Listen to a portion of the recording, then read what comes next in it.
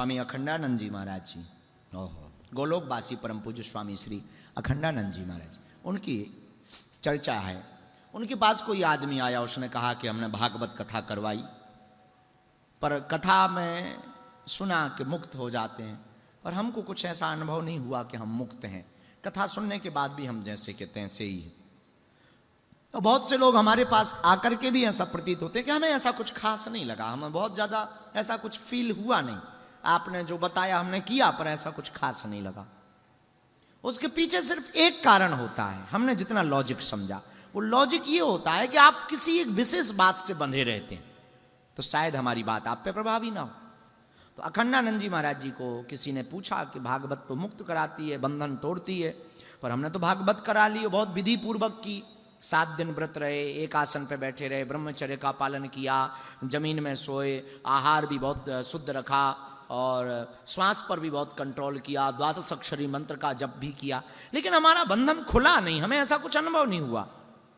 अखंडानंद जी ने कहा कि आप अपने जिन्होंने कथा की उन पंडित जी को लेके आओ। तो लेके गए दूसरे दिन, वो यजमान लेके गया कि पंडित जी चलिए, हमने इतनी दक्षिणा दी है और बात पते की फंस गई है। तो अखंडानंद जी ने क्या किया, दोनों को बांध दिया, पंडित जी को भी और चेला जी को। और फिर पंडित जी से कहा कि अब तुम अपने चेला को खोलो। तो पंडित जी ने कहा कि हम खोलें तो तब जब हम खुद खोले हों, हम स्वयं बंधन में पड़े, यजमान को क्या खाक बंधन से निकाल पाएंगे। यही हम तुमसे कहना चाहते हैं कि तुम दूसरों को ज्ञान देते हो, दूसरों को, अपने पुत्र को शिक्षा देते, पुत्री को शिक्षा देते, हम तुमसे पूछते हैं क्या तुम जो शिक्षा दे रहे हो उस पर तुम चल रहे हो? यदि नहीं तो शिक्षा देना व्यर्थ। तो तुम खूब कमा रहे, खूब कमाओ, पर थोड़ा एक बार फिर विचार करना, क्या तुमने वो पाया जिसको पाने के बाद कुछ पाया नहीं? ऐसा कुछ तुमने पाया ना हो तो फिर विचार करना कि वो क्या है।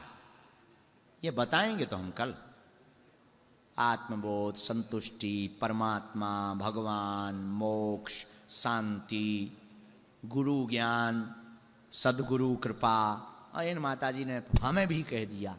ये उत्तर आप लोगों ने हमें दिए थे, हमने सभी उत्तर लिख लिए, लेकिन हम तुमसे अभी पूछते हैं कि वो अभी उत्तर मिला? हां, जिन्हें उत्तर मिल जाएगा वो बता नहीं पाएंगे। जो डूब जाएगा वो चिल्ला नहीं पाता है कि बचाओ, चिल्लाते तो वो हैं जो डूबा नहीं है। जो डूब जाता है नदी में वो कहां बोल पाता, उसकी तो फिर बॉडी उठा के अंत्येष्टि की जाती। जो नहीं डूबा होता, जो गर्दन तक जल में होता, वो चिल्लाता है बचाओ। तुम अगर वो पा जाओगे तो फिर उत्तर दे नहीं पाओगे, और ये उत्तर देने वाला भी नहीं। अगर हमने प्रश्न किया है तो इससे हमें आपसे उत्तर नहीं चाहिए। साधु बनना नहीं है, साधु हो जाना है। सत्य बोलना नहीं, जब सत्य तो बोला ही नहीं जाता और सत्य सुना भी नहीं जाता, सत्य तो होता है। सत्य होता है। सत्य अगर सुना गया तो झूठ है, और सत्य अगर बोला गया तो झूठ है। दोनों ही झूठ है। सत्य ना बोला जाता ना सुना जाता, सत्य तो होता है। परमात्मा देखा गया, ये झूठ है। परमात्मा तो है, सदा दिख रहा, तुम्हें थोड़ा देर से दिखा वो बात। अब बागेश्वर धाम तो कब से है, तुम्हें आज पता लगा है, तो इसका मतलब ये थोड़ी कि आज ही बागेश्वर धाम पैदा हुआ था। शाश्वत है, सत्य है। जब तुम्हारे समझ में आया तब तुम्हें लगा कि आज है, पर वो तो साथ। ऐसे ही हम तुमसे पूछते हैं कि तुमने बहुत कमाया, बहुत कमाई की, पुरुषार्थ किया, आज भी कमा रहे, आगे भी कमाना, कमाना तुम्हें बंद नहीं करना, पर एक बात जरूर कमाना, जिसको कमाने के बाद फिर कुछ कमाना नहीं पड़ता है,